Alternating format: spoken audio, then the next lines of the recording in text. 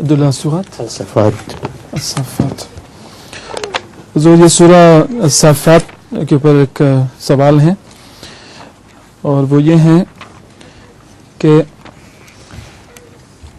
اعوذ باللہ من الشیطان الرجیم بسم اللہ الرحمن الرحیم وَلَقَدْ مَنَّنَّا عَلَى مُوسَى وَهَارُونَ وَنَجَّيْنَاهُمَا وَقَوْمَهُمَا مِنَ الْكَرْبِ الْعَظِيمِ وَنَصَرْنَاهُمْ فَكَانُوا هُمُ الْغَالِبِينَ.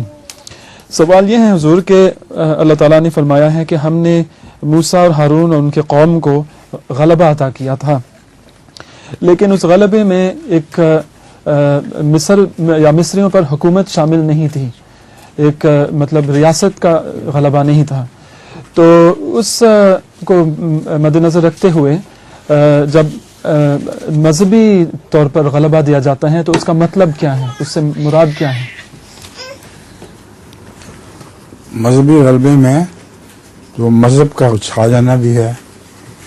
اذا جاء نصر اللہ والفتح ورأیت الناس يدخلون فی دین اللہ افواجا، اس میں رسول اللہ صلی اللہ علیہ وسلم کو اس فتح کی خوشخبری دی گئی تھی، کثرت کے ساتھ فوج در فوج لوگ اسلام میں داخل ہوں گے. ایک تو ظاہری بھی ہے، دوسرے سیاسی غلبہ بھی ہو سکتا ہے. دونوں غلبے مراد ہیں. تو مسلمانوں کو سیاسی غلبہ بھی ہوا اور روحانی غلبہ بھی ہوا. تو بنی اسرائیل کو بھی دونوں غلبے ہوئے ہیں.